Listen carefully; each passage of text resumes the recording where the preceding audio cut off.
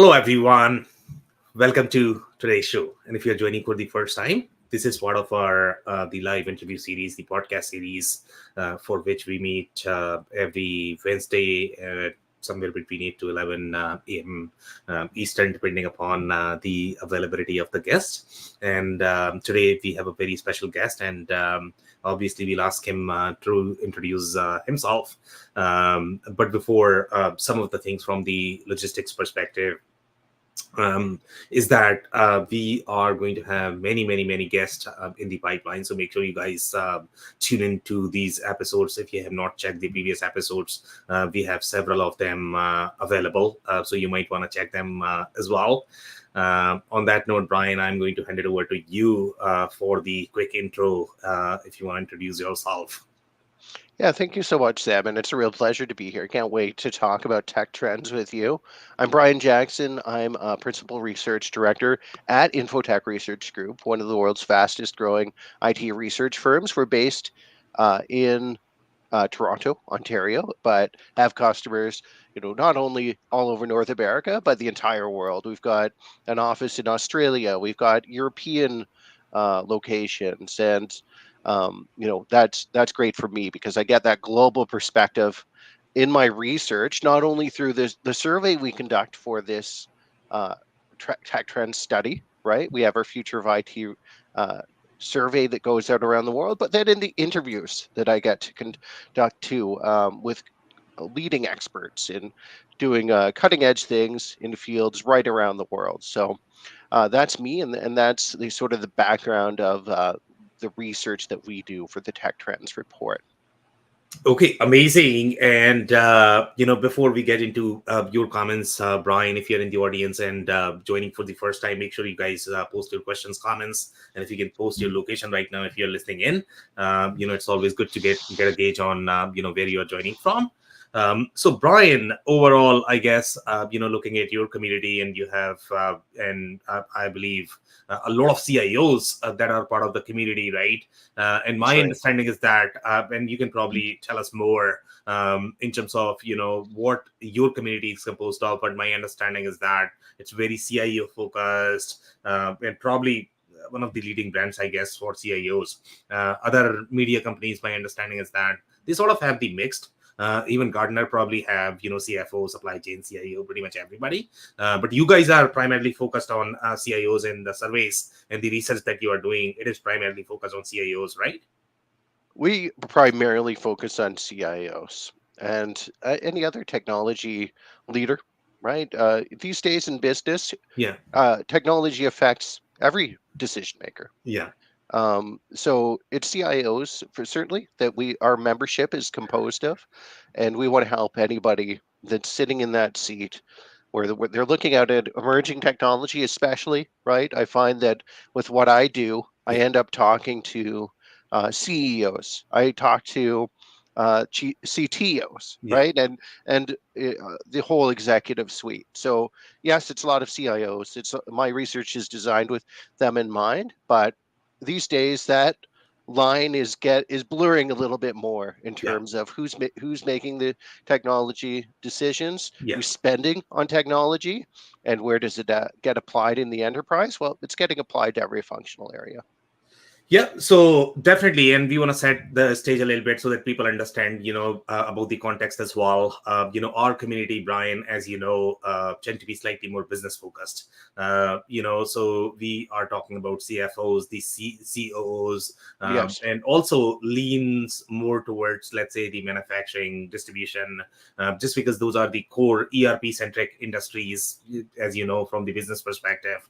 We are kind of in the ERP, e-commerce, the CRM, I would say, and mostly, I mean, in my experience, and you can correct me if that that is not what you are hearing in the CIO community, but CIOs, they tend to be focused on two different things, right? Sometimes they are very technology focused because they are dealing with the tech development, and sometimes they are going to be slightly more business focused, dealing with the business processes, business systems, depending upon the industry that they might be part of. And that's probably the reason the kind of trends that we are going to talk today, they are probably going to be slightly more technology focused, Of course.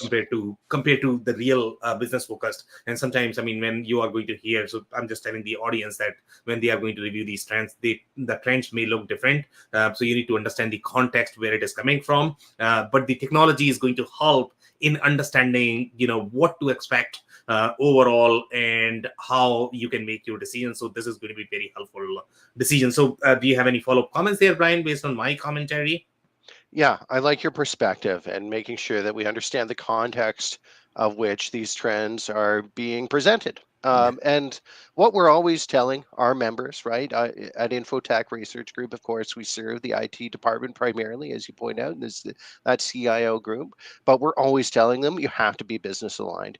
And now more than ever, right? There's a yeah, pathway there for the CIO to become a CEO, yes, right? And they want to sit at the decision maker table. It's not the IT department of 10 years ago, yeah, right? Or even 5 years ago. This is an IT department that can affect company strategy, that yeah, can help a company meet its goals and move the metrics that really matter.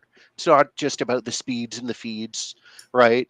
We're thinking about how to build and buy technology that's going to get us closer to achieving the big vision of the yeah, company. And I think when we explore the tech trends, there's a couple of dimensions that CIOs are thinking about that, and that every organization should be considering when it comes to what's the strategic capabilities that we need to seize yeah, to unlock the path to the future. And as we'll explore, those big themes are simulating the future, right? So in the past, right, Sam, and certainly ERP fits into this, right? yeah, Is that our technology was about recording what has happened. How well can we record data and yeah, observe and track the metrics of what's already occurred? Just getting a grip on that has been challenging, but what we need now and what the technology allows us to do now yeah. is start to predict outcomes, start to simulate different probable futures, and that's very interesting. And then from another perspective, a more control based perspective and security based perspective, where we're mitigating risks, we need knowledge assurance, right? And we need to create that trusted environment for IT and for the organization to leverage these emerging technologies without exposing themselves to too much risks and hurting themselves at the end. Okay, amazing. So let's do a quick rundown of different trends that you are seeing, and then we'll be Right? touching on each of them, sequentially, probably. Yeah, absolutely. So we have three themes and six tech trends in the report this year, right? So the three technology themes in the report are exponential AI. And within that, we're looking at, yes, AI is exploding out into Yeah, the enterprise. It's going to be used in almost every business process. You know, your ERP vendors out there, they've been incorporating generative yeah, AI right into their products, right? You look at SAP, you look at Oracle, you look at what Salesforce is doing, even, and they're integrating these large language models into the core of their systems now. So it's really changing everything. So within that, we're looking at two different trends, which is expert models, expert AI models we're talking about, right? Yes, the foundation models are out there. They're easy to access. I'd even say they're commodity at this point. We need to move past tapping into, GPT 4.0 or the models from Meta or Cohere or whatever it is you're using. You need to go beyond that. How do we do additional pre-training? How do we add expert context or industry context to get that model more purpose built, more fit for the organization's needs? And then on the other side of that, we have AI sovereignty, right? How do we maintain control and make sure that what we're doing with AI is not actually giving up on any control or any decision making position that we want to maintain for our organization? We're very familiar now that when we use these large language models, there's that possibility that our data will be used to train the large language yeah. model. So we have to make sure that doesn't happen.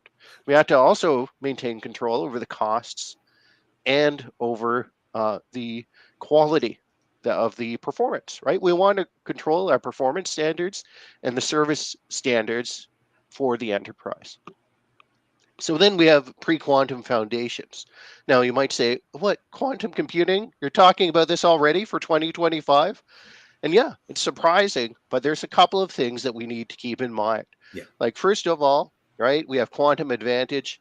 So there are leading edge firms out there that are deploying quantum solutions into the field, commercial deployments. And I've seen some optimization case studies that are amazing, not using pure quantum computing, but doing some quantum computing calculations in a hybrid setup. So that's fascinating. And there's a whole, future to unravel there with quantum computing. But what's most pressing for every organization is this idea of post quantum cryptography, right? So we have a big problem in the world where the encryption that you and I are using right now, to stream this podcast, that every organization relies upon to store their data, to do transactions with their banks and with their governments. Well, the encryption is going to become obsolete. And it's going to happen on a day we call Q Day. All right. So Q Day is someday in the future when quantum computing becomes sufficiently powerful to crack the code on the encryption standards we used by doing prime factoring, right? So I won't get into the math of it. I'll spare you that, Sam. Yeah. But the headline here is that we need to migrate our encryption standards, and we need to do it now. Not only before the day comes when quantum computing is powerful enough to crack the code of encryption, but we need to do it now before the bad guys are stealing the information out of our servers and storing it, waiting for that day, right? In a harvest now, decrypt later attack. All right. And our last theme is digital humans. Yes, the digital humans are here. They've arrived. Hopefully, they won't replace us yet. I haven't sent my deep fake to do this podcast, but we are seeing this happen, right? There's the legitimate use of AI avatars deployed to be in commercials, be in advertisements, be at airport terminals to assist and give directions. And then on the other side of that, now that deep fakes can be generated by AI, Yeah. and they're extremely realistic, and the technology is available for anyone to use, we have to think about deepfake defense. How do we know what's real anymore? How do we know that we're really talking to the person that we think we're talking to? That's going to become much more difficult in 2025. Yeah, so very interesting. So I'm going to have a lot of comments there, I guess. I mean, there's a lot to unpack there. So overall, I guess I don't know whether we want to touch on the encryption comment first. Let's get that out of our way because obviously that is very scary at this point of time. Yeah, It seems like Y2K in my mind, and I'm glad that people at least know that. yeah. Because in the case of Y2K, we didn't even know, what was going to happen. So tell us, for the business audience, if they might not be aware of this, okay, what is going to happen? That is number one.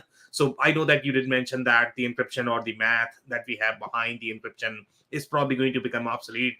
So is it going to be primarily because the quantum computing power is going to be far more that it can break the encryption, or the math is not going to work in the new model?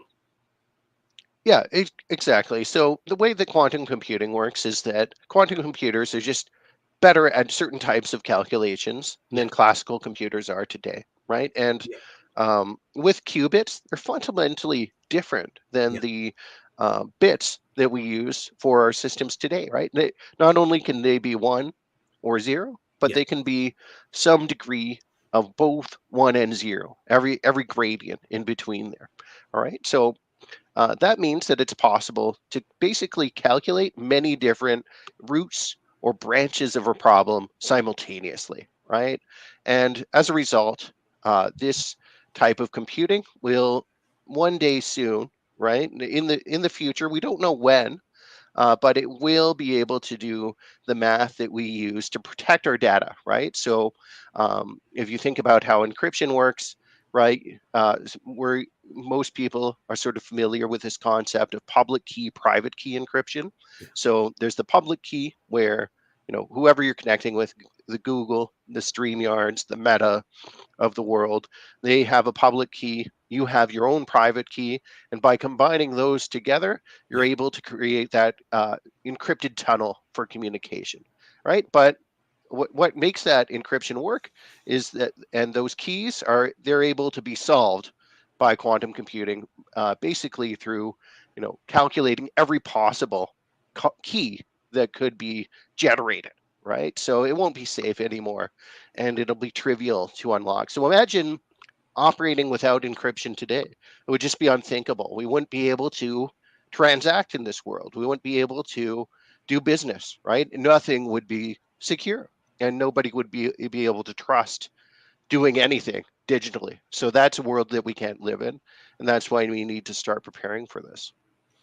Okay, so let's talk about quantum a little bit more, I guess. So one of the comments that you mentioned that we might be a little early with quantum, but this is the first time, at least from my Yeah. perspective, I have heard quantum mentioned in the UN speech. So obviously, this is being internationally recognized at this point of time. I don't know whether you heard the speech, from Joe Biden, I believe, or Kamala Harris, one of those people. They mentioned the quantum along with AI, obviously. And I don't know if AI is going to be a driver, because right now, if I look at AI, you are going to require a lot more compute, you are going to require a lot more energy. So obviously AI is driving a lot of things. So do you see that the reason why quantum is going to become mainstream now is because AI is going to need that firepower? Is that a fair statement? Um, it's one of the drivers for sure, Okay. Sam. And when I look at the use cases for quantum computing, yes, machine learning, AI, it's one of the leading use cases that people are excited about. So it's one of the reasons that we're pursuing quantum computing, and it's one of the first things that we'll be applying quantum computing for, certainly. But not only that, AI is actually going to be the key to making quantum computing useful. And again, as I was explaining with quantum computing doing different types of calculations than classical computers do. So we've got our silicon chips, right, that do certain calculations, and most of the calculations that computers do today, that doesn't need to change. It's excellent at doing that. There's no reason to try and do it better with a quantum computer. But there's some problems they can't solve. And that's where we want quantum computing to come in, right? And so, how do we make the decisions? How do we know when a problem should be offloaded to the quantum computer? That's where AI is going to come in. And AI is going to create this sort of transition period, a long period, probably, that's going to be both quantum computing and classical computing working together, being integrated in this hybrid sort of way. So, AI is very key to the future of quantum computing.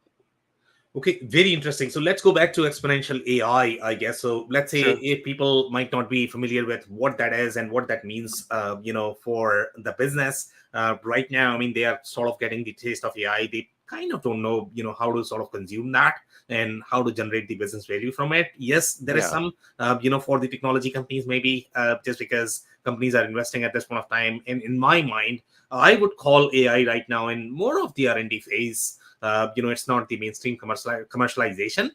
Yes, the investment is happening, yes, the R&D is happening, but the commercial value might not be fully known, at least in 2024. Yeah, I disagree with you. I think it Okay. is quite known, right? And I think that the type of AI that we're seeing deployed right now is extremely commercial in nature. Look at, this open AI isn't an academic institution, right? Yeah. They're out there to make money. Let's be honest. We're familiar with the boardroom drama. We know what Sam Altman is after, and we know Yeah. why Microsoft made that $1 billion deal with them, Yeah. right? Look at AI is Yeah. being developed by the commercial sector now, right? Yeah. They've become the leaders. They have the most compute power when you look at the Amazons and Microsofts and Googles of the world, Yeah. and they have the most access to data to train AI, right? Which is why we've seen the rapid commercialization in this space. And now we're at the point, Sam, where we're seeing AI, not only is it being sold as a huge business value generator for those tech giants, but it's being applied to every area of business, which is where we see generative AI. And in fact, the investment in the business community is so great that AI, for the last couple of years running, has been the fastest growing net new technology that businesses are investing in. So AI, we put it in our emerging quadrant so Yeah. far, Yeah. where yes, it's new to organizations, but they've been rapidly investing and growing investment in this area, and soon it's going to cross over into that transformative area of technology, right there along with cloud computing and cybersecurity. Organizations are leveraging it. They've invested in it previously. They continue to invest in it at a high level to drive benefits across many different business processes. Yeah, so very interesting. So let's touch a little bit more in terms of the business value, and obviously we want to touch on the use cases because, as I mentioned, our audience is business focused audience, right? And they are trying to figure out, okay, how they can take advantage of these use cases if their competitors might be doing something similar. So obviously, as you correctly pointed out, that the AI is going to be baked with any of the enterprise software category. The majority of the companies are trying to figure out how they can generate business value, but I don't know if that has really resulted into the commercial outcome. And when I say commercial outcome, meaning customers are willing to pay more for the AI use cases. Right now, I don't know whether you are paying for generative AI. I'm using it because it's free. Yeah. The moment, I mean, if somebody's going to charge me $1,000 per Mhm. day, am I going to pay? Probably not. Yes, well, we see that they are paying for it, right? So 87% of organizations that are investing in AI, they're investing in generative AI, and about three-quarters of organizations are investing in AI. So the investment is happening, Sam. But I think what you're getting at here is that we're still in that experimental phase. We're still in the piloting phase, and Yeah, a lot of organizations that we talk to at Infotech, they're saying, where's the business value? When do we get our return on an investment? We've made this investment. Now we want to see it put to work, right? And there's this sort of craving for artificial intelligence to produce value. And there's been a lot of hype. There's no doubt about that. So there's perhaps inflated expectations here. yeah. And the truth, though, is that there is a lot of organizations that are succeeding and have great proof points, and there's a lot of examples of that in the report too. Okay, very interesting. So let's touch on the AI sovereignty, and I guess, I mean, there are going to Okay. be a lot of changes because of that as well, right? Because again, as I mentioned, I mean, this has become more of the international security issue right now. It's not just the national security issue, because that Right. was mentioned in the speech as well. So right now, I mean, in my mind, what I have personally seen in last 20 years, Brian, I don't know if you share the same experience or not. The regulations are always going to be behind, because the governments, the regulations or regulatory bodies, they are trying to get a feel of how bad this could get, right? And then obviously they are going to tighten the belt a little bit. I mean, that's how the majority of the technologies work. They will let companies play first and understand the outcome, how impactful that might be. I mean, for example, let's say if you look at in 2024, whatever happened with CrowdStrike, we kind of knew that, but I mean, nobody was really creating any sort of regulations, and I don't know if that is going to be created in the next 10 years. We know that the problem exists, but the reason why governments are not acting right now, because they don't know for sure if this is going to be that bad, right? So the regulations are always going to be behind technology. Technology is going to be far ahead. So what are some changes that Yeah. you are seeing, expecting, that is going to be at the international level? Because this is a data security issue. There are crazy scenarios from the geopolitical perspective, right? And we are Yeah. already seeing some of those. Oh, I hear what you're saying. Technology is always way ahead of regulators, and we've seen some of those Senate hearings where the tech leaders come in front of the Senate. Yeah. They're explaining the basics of how these systems work, right? So sometimes we feel like need some millennials into government or something Yeah. to better understand this. But AI is one area where actually government has been saying, we've missed the boat on too many technology waves that have changed the entire world, Yeah. social media, right? And we're sort of feeling the fallout of that now in many different ways. And at the same time, you have people developing AI, like Jeff Hinton, out there warning about the existential risks Yeah. to humanity. Right? Yeah. AI could potentially change the economy, automate so much of it, there's not enough jobs left. Or could AI actually start competing with humanity and take its own agency, and we'd lose control of our intelligence and our systems in the world? That's a scary thought, right? We've seen the movies, we've seen Terminator, Yeah. we Yeah. know how that script ends. So governments are, acknowledging that there's some smart people saying, hey, these outcomes could be really bad, and they're taking action. They're taking it seriously. Look, in Europe, they already passed their AI Act, right? Yeah. It's into law now, so they're figuring out how to regulate that, and who's affected and what the compliance concerns are. But my message here in this report is, don't wait for the regulators. Yeah. You as every organization uh, ultimately faces a threat from not AI, but the organizations, the vendors using AI, right? And providing you AI, because there's different interests at play here, right? What does Microsoft want? What does Amazon want? Yeah. What does Google want? They want your data so they can train AI, right? They Yeah. won't tell you that. In fact, they'll tell you, they'll promise you that they're not going to use your data, use your company data to train their models. But then you look at the models they're providing you. Where did the data come from? Yeah. It was taken from everybody. Yeah. It's copyrighted data that's Yeah. being used to train these models already. So do we fully trust them? No, you can't. So the legal contract has to be in there to protect you, and the infrastructure has to be in there to protect you. You have to make sure that you have your own private tenancy when you're in the cloud. You have to make sure you have your own version of that model that's not exposed externally.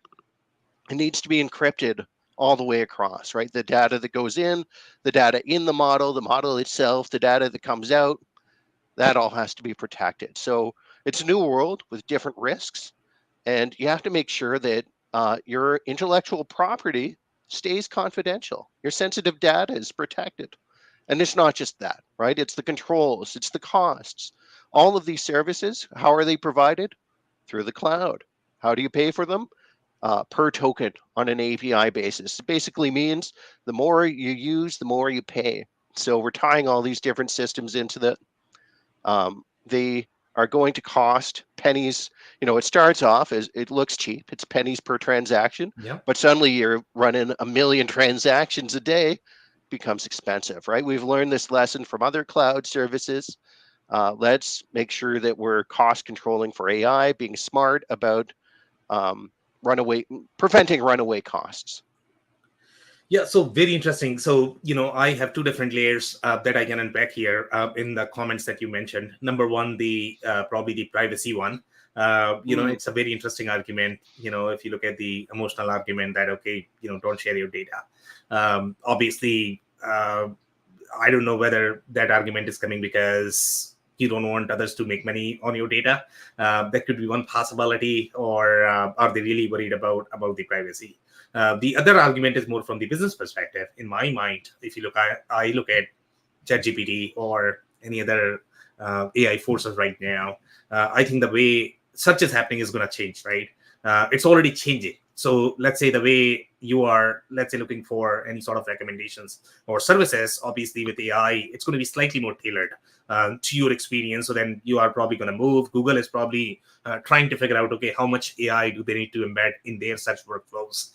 So there's going to be a substantial impact of AI workflows in how we find information, how we research providers. So that is actually going to drive the entire market. Now, if you really think about it from the business perspective, okay, do, do you want to share data? Do you not want to share data? Okay, if you were serious business, then you probably want to share data as much as possible.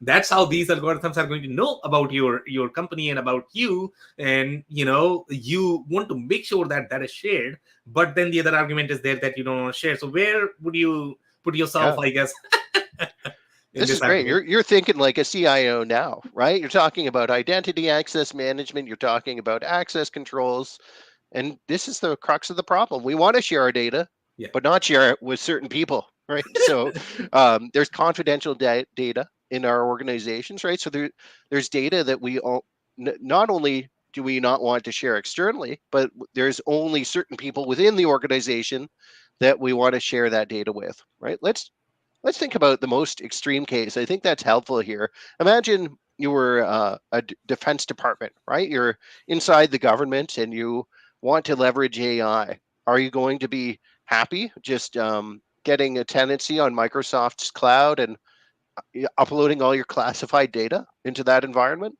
No, that's never been the standard, right? You've never been, you were the last to use the cloud because you weren't going to use any cloud resources that risked exposing data outside of the country, right? And not only that, but you just couldn't trust a third party that would have access to your data, even if there was a very small, minute risk and pathway for it to be exfiltrated.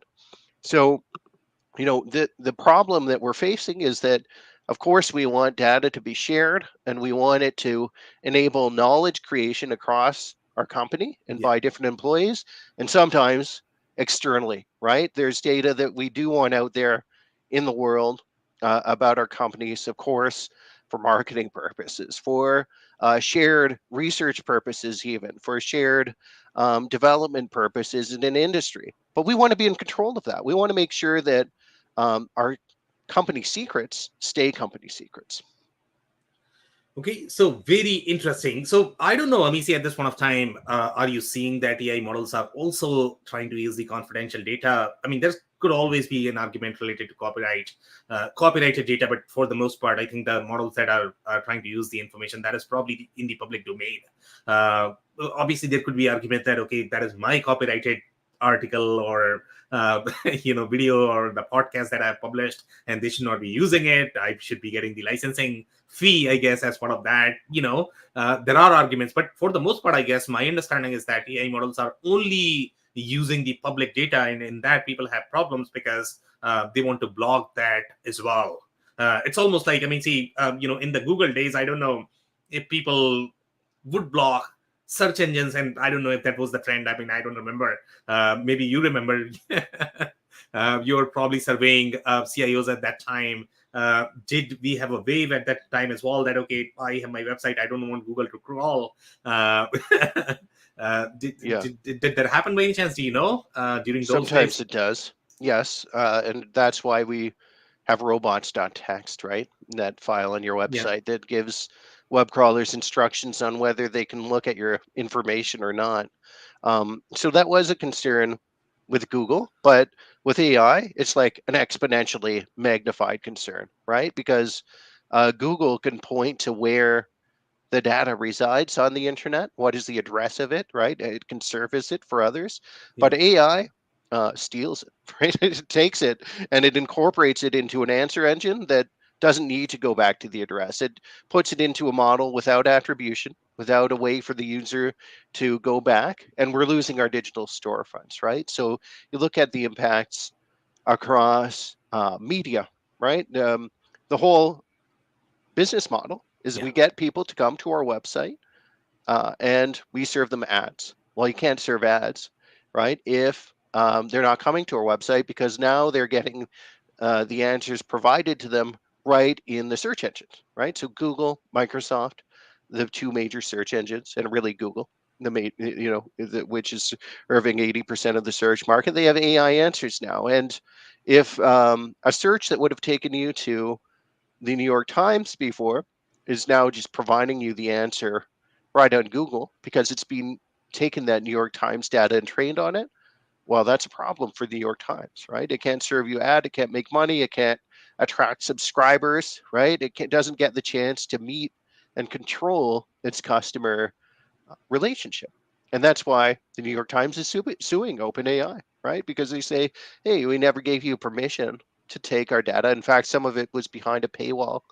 And now you've used it to create a product, right? That you're making revenue on. Now, all those copyright cases, none of this has been decided. I don't know what the outcome is going to be. I'm not enough of copyright expert to tell you whether who's going to win or what the outcome is going to be. But we do know that it is becoming more difficult for AI companies to train in this way, right? And if you look at the history of OpenAI and how it had a nonprofit structure, and it was using that structure to be able to um, leverage some of this copyrighted data that was Yeah. collected by web crawlers and search engine crawlers.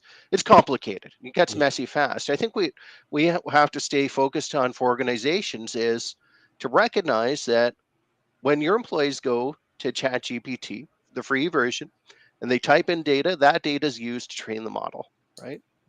So you have to think about policies that stop that from happening, that make people aware that we can't give away certain secrets. Now, for some cases, it's fine, right? There's things that you'll do in the course of work that don't involve company secrets and sensitive data, and that's fine to use ChatGPT for. But are you going to go and start uploading employee and customer names and information? You can't do that. That's now we've lost control of our data, right? So this is where the concern lies. This Yeah. is where we have to think about maintaining confidentiality. So very interesting argument. So let's say, in the previous world prior to AI, I guess there was some sort of traceability. So let's say if I'm exposing this data and this was all protected by contracts, for example, let's say if you hire employees and you want to make sure that the contracts have that, okay, you are not supposed to leak the data, or if you are hiring vendor, then you want to make sure that they are not going to leak that data. And you had some sort of control traceability on your information data. And that's how you sort of protected the organization. That's how you committed to your customer that, hey, when you are doing business with me, I want to make sure that your data is going to be protected. Now, to your argument about that, okay, you want to make sure that you are not exposing anything to ChatGPT. So how are companies thinking here? Because let's say if I'm an employee, a disgruntled employee, for a company, and I go and I expose data and there is no trace, who exposed that? I don't know if there is going to be a Yeah. traceability. So how are companies? If you don't get caught, there's no problem, right? Right? Yeah. Exactly. But I mean, for company, there is a real problem because they Yes. are kind of screwed. So, so how are Mm. companies ascertaining that? I mean, because see, let's say if I'm the Right. employee, and even if I'm not doing that on the company server, and I don't know if we have servers in 2024, everything is happening on the internet right now. If I go back to my home, take data, put it there, maybe there is a trace. I don't know, because you took out the data and probably you Yeah. sort of published it on ChatGPT. But let's say if I'm doing internally, I don't know if there's going to be a real trace, I guess. So how would companies control this legally? Exactly. Great question. So the first thing they did, right? So remember, it's been a couple of years now, right? So almost 2 years exactly since ChatGPT hit the web, right? In Yeah, November of 2022. What was the first thing we saw them do? They created policies that said, hey, don't use ChatGPT at all, right? And yeah, in many cases, they just said to employees, you can't go there because you can't have this risk. For example, I remember talking to a nuclear services, like a nuclear power plant services company. So they're yeah, going into critical infrastructure.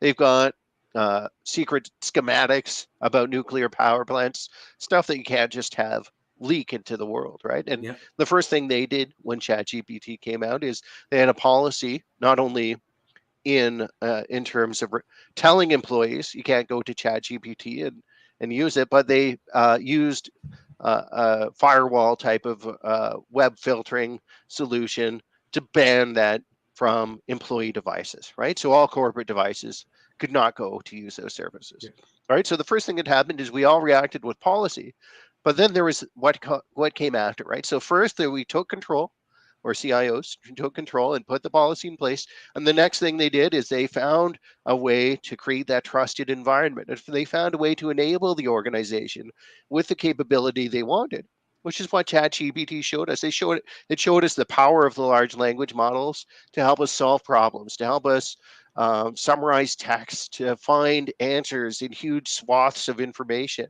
and so much more. Right. So they said, let's set up that large language model, not in an environment that's not under our control, but in one that we trust. Right. So, if, for example, we have an Azure cloud tenancy today that we yeah, like to operate in, it's our own privately controlled tenancy in terms of other organizations don't have access to this. The vendor doesn't have access to this because we have the encryption keys. We have legal contracts to prevent access. Let's set up the large language model there, right? And Microsoft, and all these tech companies, they were smart about it. They caught on very quickly that organizations would need this trusted environment to operate. And that's why you saw ChatGPT Enterprise launched, right? Where it said, hey, we'll give you want something where your data doesn't train our big model. We'll give you that. We'll give you that environment where we don't have the access, but you can use the technology. So that's what we're seeing today, right? And it's evolving even further, right? Where companies are figuring out where they need to, right? How to run those models closer to where the data is, how to run those models even more privately, sometimes on their own infrastructure, sometimes on their own devices. So there's not even that exposure to somebody else's server. Yeah, so that's very interesting. So let's analyze this from the other perspective, and again, the power of AI, I guess. And I don't know, Brian, how much you are noticing how our workflows are changing on a daily basis, because obviously tech companies are trying to figure out, how to take advantage of AI. And one of the things that I was doing on LinkedIn, I don't know whether you noticed this or not. I was trying to post a comment, and LinkedIn could detect that. Okay, don't post this comment because it is actually kind of spammy. Okay, and I was like, okay, what did I write here? And I was simply trying to make a comment and post, I guess, that I don't know, swiping your credit card or some sort of analogy or reference that I had in that. And LinkedIn was trying to say, you know what, this is, you are probably asking for money or whatever. So it Right, caught me on that, right? But I mean, right. AI is smart enough to detect these things, that okay, when you are sharing your confidential data or any sort of commentary, then AI is able to detect that. So now let's analyze this from the other side.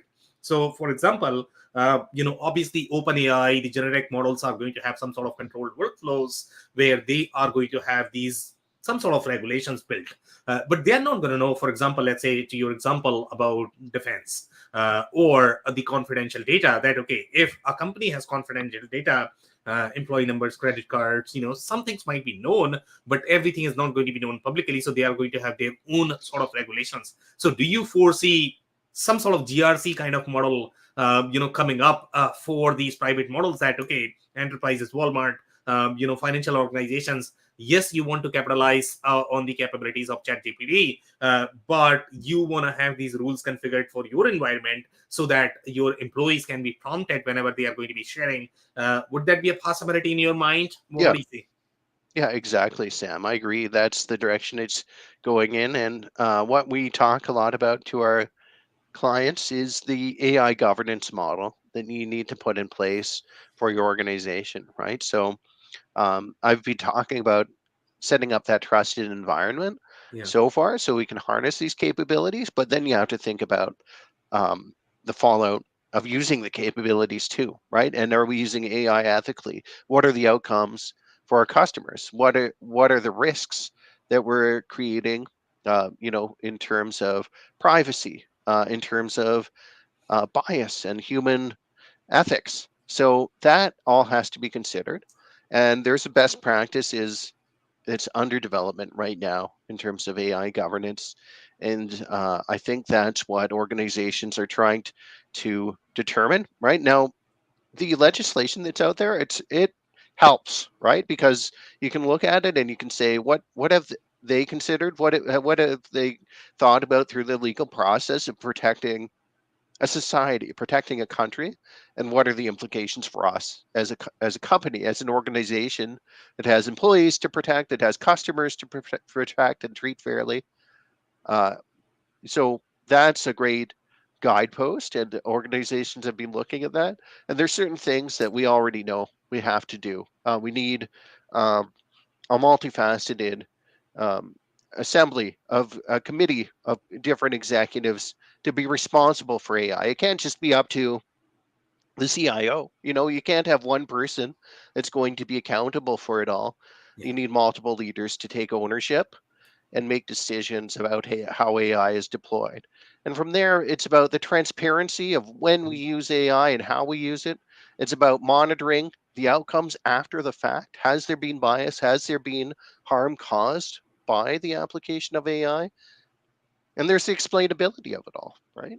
Are we able to actually communicate and understand internally where AI is making decisions and how it's happening?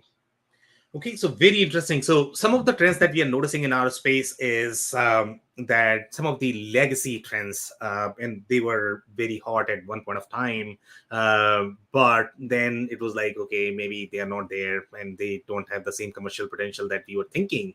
And technologies such as your metaverse, I mean, it was really hot in, I don't know, 2021, 2022, and in 2024, nobody's really talking about them. They are not necessarily getting any sort of investments, right?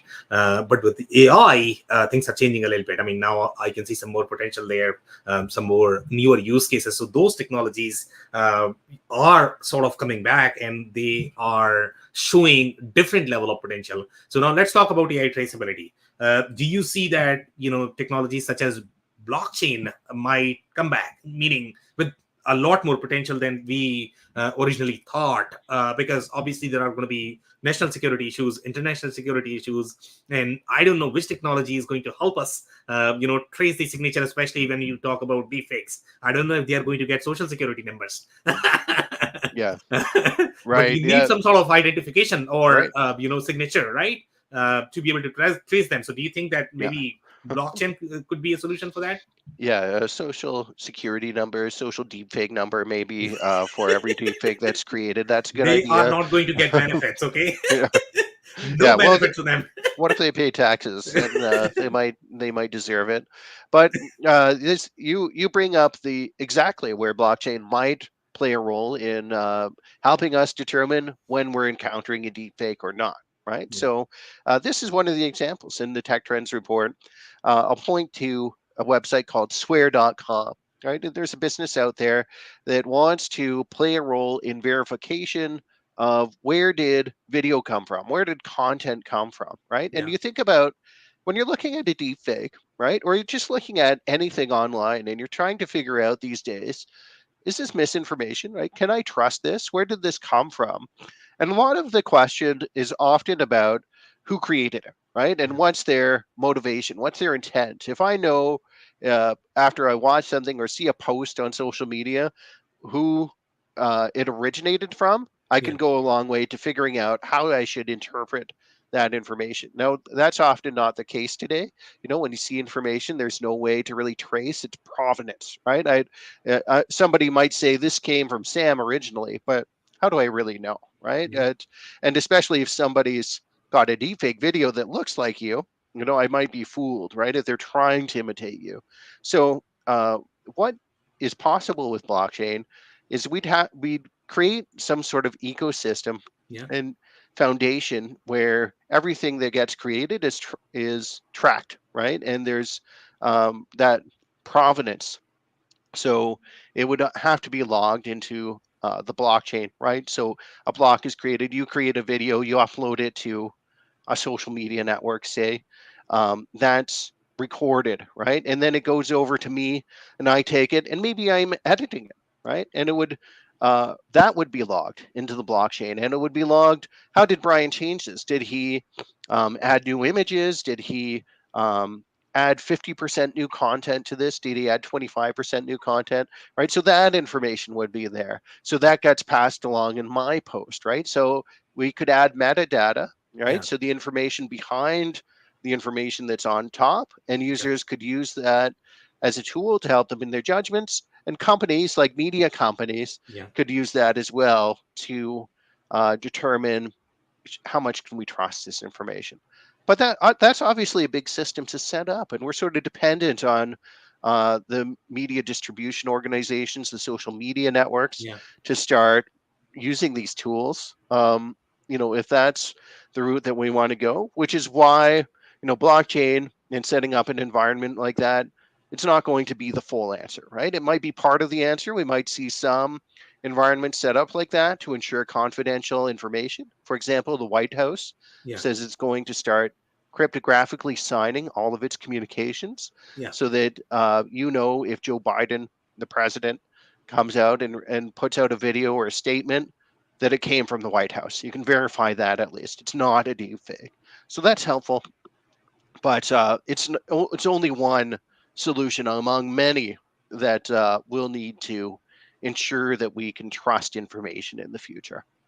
Okay, very interesting. So I don't know where the technology is, and probably you know this, far better than I do. In the media industry, let's say if I look at YouTube, I mean, they already had this technology to be able to detect any of the video clip, audio clip. I know that if I'm utilizing any sort of audio video clip, they are able to flag it that, okay, Yeah, you have a copyrighted material. And I don't know how right. they do that. And I don't know if there are any sort of regulations. For example, let's say if I take somebody's video or audio clip and I'm simply trying to export in my media editor, and I don't know if there are regulations for these tools that you are supposed to change the metadata, that okay, this was changed here. I mean, that happens in pharma industry as well, right?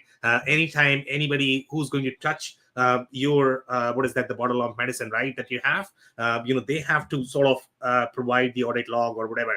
There are regulations around that. In media world, I don't know if there are regulations, and how controlled the metadata is going to be. Do you know by any chance if there are any There's sort of not. No, there's no okay. regulate. No, there's not. And everything that YouTube has done there is just because they're afraid of being sued by copyright holders. So that's what they're trying to protect against. So, and copyright is something that the owner has to be proactive about protecting, right? So there's no government enforcement agency is going to come along and tell YouTube, hey, you posted a copyrighted video, we're going to take action against you. That's not the way it works. It has to be the copyright owner going through libel, civil enforcement actions, right? So that's what YouTube is doing there, and like you're raising, another potential way that we could protect against the spread of AI, right? And the industry is working on this idea of watermarking, right? Huh. So when YouTube sees a video uploaded and it knows it's copyrighted material from Disney, right? It can create a code that recognizes that content, a song, a piece of audio, a piece of video, and then if other users are using that clip, they see the same algorithm, right? They see the same piece of code. They say, "Oh, that's from this other video. You're not allowed to use that." So with AI, we could do something similar, where when we create content with AI, Yeah. it gets watermarked, right? So there's certain tools that create AI generated material, right? If we're using um, Dolly, right, the image generator, and Chat GPT, it could have a little piece of code that tells us that image has come from Chat GPT or Midjourney, all these Adobe tools, etc. Right? So the industry could all agree on that and say, yes, we'll watermark our AI generated content so that other people are able to detect it's AI generated. But the problem is, Sam, that there's open source AI, right? So even if you embed these guardrails in the open source programs, people can just take it and remove them. So we'll still be living in a world where ultimately the stuff that we see generated, or the videos, the images, could still be generated by AI, and somebody's just gone that extra distance to remove the safeguards and remove the watermarking, So right? that's And or very even something more simple, right? Just to give you an example, like I see a picture online that is watermarked, I take a screenshot and I repost it. Now the watermark's gone.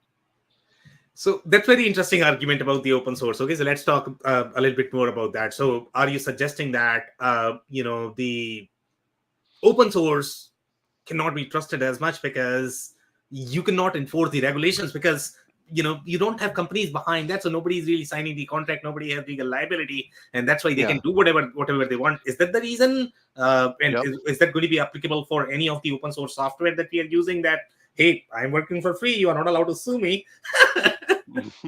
Well, okay. So when we have open source software, right? You're thinking about maybe the companies that are releasing the open source software. Yeah. They're not the ones we have to worry about, right? Like Meta is a good example here. Like I don't think Meta is going to take open source its AI models that it's designing and releasing for anything that's going to be too harmful. But what the problem is when they release the model weights and they tell us the secret sauce behind that AI, and then they let anybody download it and use it. There's no way to track who's using it, or what they're using it for, right? So we've already seen this for certain types of criminal activity, to be frank with you. they use open source models, right? Because they can download them. They're not dependent on leveraging them. It's not like they're logging into ChatGPT, right? And using their account on a company server that a law enforcement agency can track and investigate or go and get that information from the company. No, it's happening on their own computers. So this is the problem with open source. I mean, there's many benefits to open source, and I'm not debating. I'm not here to say we have to stop open source or anything, but we do have to be aware of the risks. Yeah, so very interesting. So let's talk about the pricing a little bit more. Overall, I guess one of the things that we are realizing in 2024, all of the CIOs, I don't know, how many of them are not going to feel that cloud is definitely very expensive at this point of time. It's sort of uncontrollable. I mean, that's the sentiment that we are getting in our customer base. And recently, I don't know whether you followed the news or not. I mean, AWS admitted that they are not able to grow as much, and I don't know if that is just because they are losing market share, but they have admitted that. I mean, the cloud repatriation is happening. That's in play at this point of time. CIOs are already thinking that, okay, does it make sense to invest so much in cloud, because this has become really, really, really expensive, and now with AI it's going to be really uncontrollable in my mind. So are you seeing that trend as well, that people are thinking that, what, cloud is probably way too expensive and then we should be thinking about other options? So the way I would frame this is that a lot of organizations that rushed into cloud did it badly, right? And the big trends are still that cloud is growing. Organizations are spending more to increase their cloud usage, in fact, and nobody wants to run on-premises service. All right, so we're not going back, right? We talk about cloud repatriation. It's not really like we're just going back to running our own data centers. Sorry, if you're into that, some people have really loved running their own servers. It's not the future, right? There's always going to be some little corner of on-premises stuff that we want to do, but it's not the old model of let's run everything through a data center that's on-prem. What's happening though is the runaway costs, is the bill shock with cloud spend, and organizations realizing that they did their lift and shift. They took everything they were running on-prem and put it in the cloud version of SAP, and suddenly they're paying operational costs that they're not used to, right? And they're saying, wait a minute, this is really expensive. We're doing a lot of input-output work with these cloud workloads, and the bills are higher than we thought they'd be. How do we get out of this, right? So you have to do the work up front, and it's a total refactoring of the platform. It's not a lift and shift. So the companies that did it right, they avoid this scenario where they're suddenly paying through the nose and shocked by the operational costs, right? But we shifted capital costs to operational. And the fact today is that if you want access to the latest capabilities, you need to be in cloud compute, right? It's where you're able to operate flexibly, not worry about setting up your development environment, not worry about all the infrastructure work that comes from setting up a server and maintaining it. So cloud is the future. There's no doubt about that. What companies have to be better at is the financial operations around the cloud. Okay, very good. So we are close to our time right now. I don't know if you're going to have any sort of closing advice, for our listeners, and obviously if they have any sort of follow-up questions, then do you want to provide some more information how they can find you? Yeah, absolutely. So we have the Tech Trends 2025 report available on infotech.com right now. That won't miss it. It's right on the front page if you go there. And if people want to connect with me, I'm on LinkedIn. Uh, you can look up my name or /Urban Paddler is my handle there. And on Twitter, I'm Brian J. Jackson, or X as we call it now, unfortunately. Amazing, Brian. Thank you so much. Once again for your time. You are super insightful. Obviously, you are talking to a lot of CIOs, so your insights are real. So thank you so much once again for sharing that. So yeah, guys, that's a wrap. If you joined for the first time, this was part of our podcast series, for which we meet every Friday at somewhere between 8 to 11 p.m. Eastern. So make sure you guys stay tuned for the next episodes. On that note, Brian and everybody, thank you so much for tuning in. Thanks so much, Sam.